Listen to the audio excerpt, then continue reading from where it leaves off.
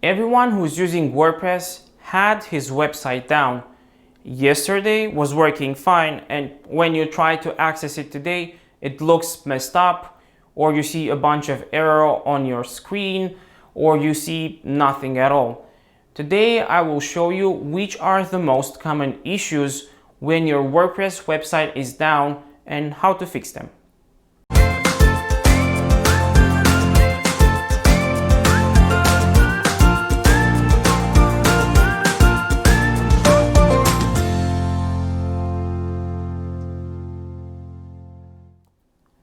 There are 5 main reasons your WordPress website crashed: plugins, themes, conflicts, htaccess file, or your hosting. Before I start talking about each issue, I want to give you a piece of advice. Never run your WordPress website without backups. In case of something like this happens, you need to have a backup to restore your website, or your website can be lost forever. I have a friend that actually lost his website because he didn't run backups. Plugins are the first thing that can cause issues with your website, or it can crash it. Whenever a new version is released of that plugin, it fixes bugs that it had previously, it's adding features, it's fixing security issues and other things. So it's a good thing whenever a new version of that plugin comes out to update it. But the new version also can have bugs.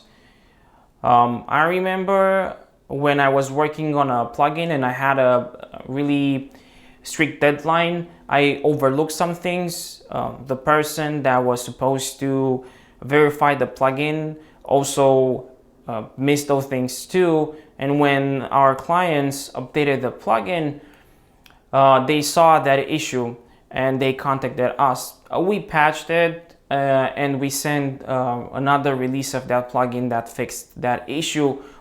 Every other developer is a human too, and they can make mistakes. They can overlook things. They cannot imagine all the case scenarios that their plugin will be used for. So if you are getting an error from updating a plugin, just contact the developer, tell them what is wrong, and if you have a backup, roll your website back to the latest backup that you have, so you don't have to wait for another release for your website to be fixed.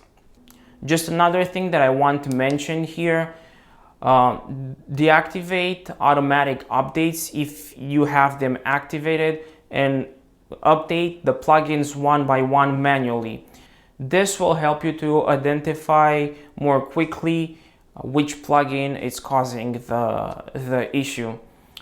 I know it will take more time to do it manually if you have a lot of plugins, but this is a better approach than actually letting WordPress update the plugins whenever a new version of that plugin is released. Themes can also cause problems for your WordPress website. Usually themes, they don't have that many releases as the plugins have, because they are responsible for the layout and not for other features. But also when a new version of that theme is released, it can have some issues. Most of them are JavaScript related.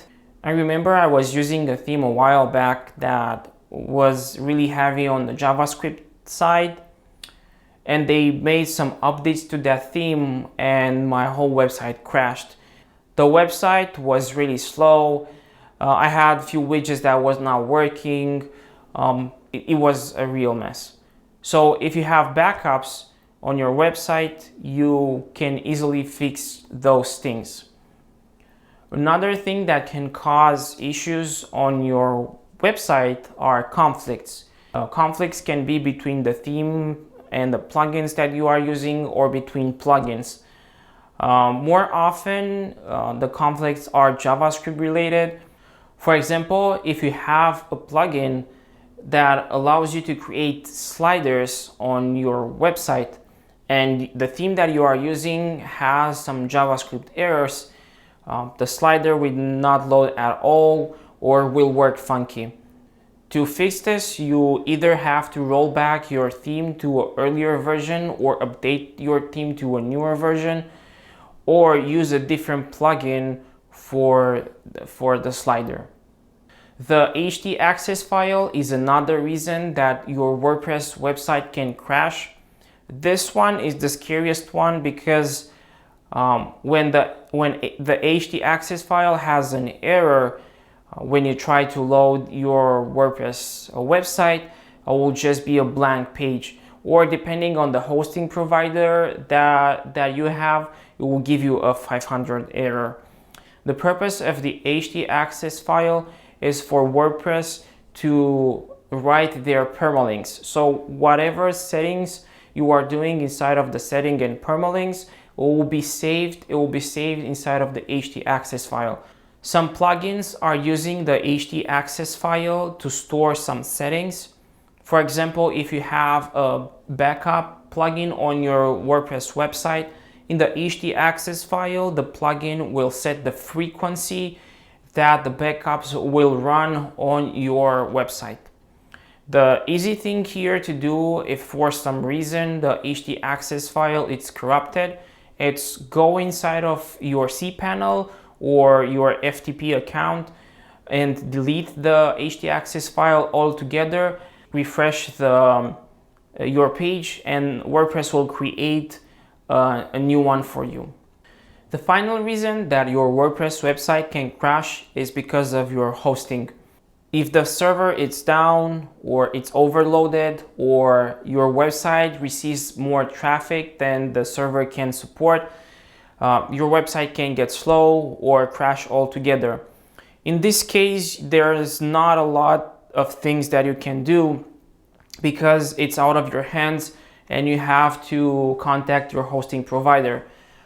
Whenever you are choosing your hosting provider, please make sure that they have a good support team and good support for their clients so they can resolve this issue in a matter of minutes.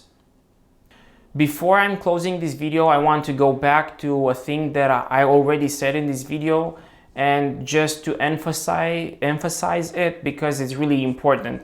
Never run your WordPress website without backups. This will save you a lot of time and trouble if your WordPress website will crash. If you like this video and want to be notified when I will be releasing another one, subscribe to my channel and hit the notification bell.